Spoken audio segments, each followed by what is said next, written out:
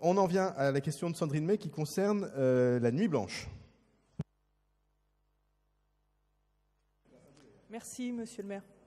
Oui, lors de l'opération qui promeut l'art contemporain Nuit Blanche, en septembre dernier, les habitants et les visiteurs qui sont venus à Château-Rouge ont pu voir que malheureusement l'espace public n'était pas dans un très bon état. Il y avait beaucoup de débris, de déchets qui étaient sur les rues, alors surtout autour de la station de métro Château-Rouge, mais aussi rue Poulet, rue des Poissonniers, rue de Jean.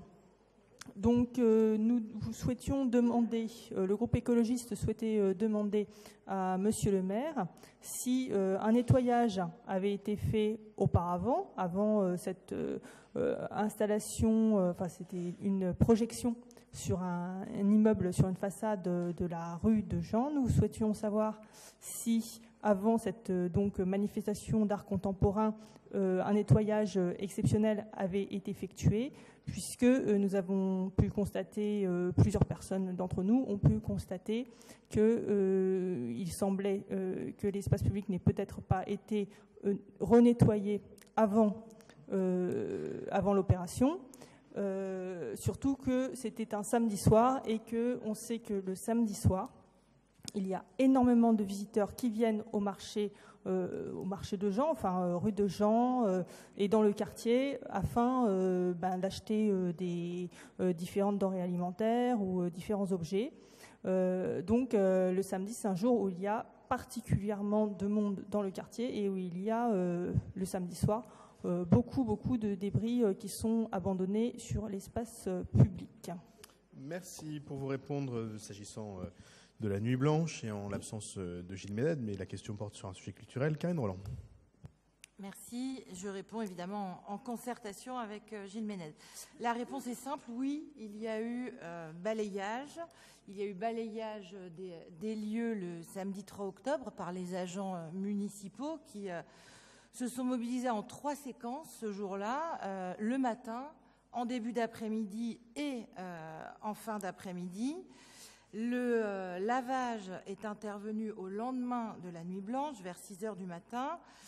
Une nuance à apporter sur le retrait des ordures ménagères.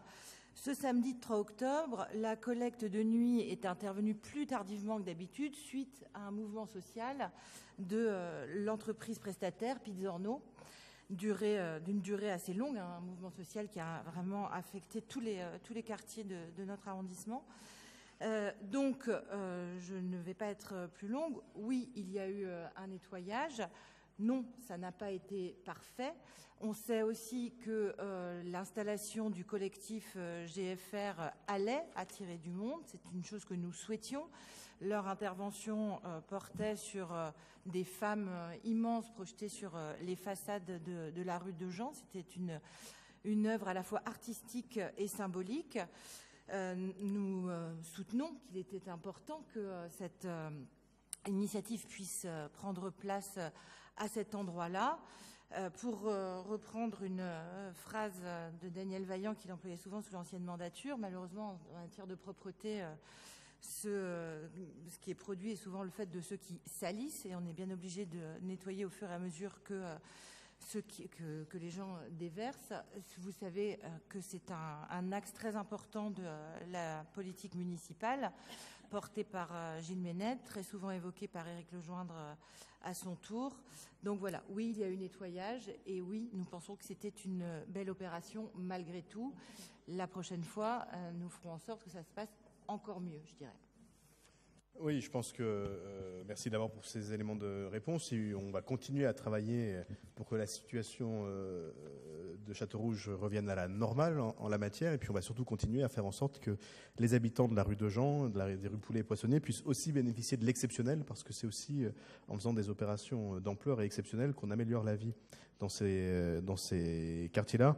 J'ajoute un mot pour vous dire que nous sommes en train de réfléchir avec Félix Bépeau par ailleurs à ce qu'il convient de faire autour de la station de métro Château-Rouge dans les conditions de travaux que vous connaissez, et nous serons amenés peut-être dans les semaines qui viennent à engager des discussions avec les habitants sur un certain nombre de modifications plus importantes que ce que nous pensions pour faire face aux conséquences sur l'espace public de ces travaux absolument indispensables et salués par tous d'ouverture de la seconde station de la seconde sortie du métro Château-Rouge, parce que c'est aussi un des éléments qui rend extrêmement compliqué aujourd'hui la vie des habitants, mais aussi l'action de la police et l'action municipale. Mais il est encore un peu tôt pour savoir dans quelle direction on pourra aller.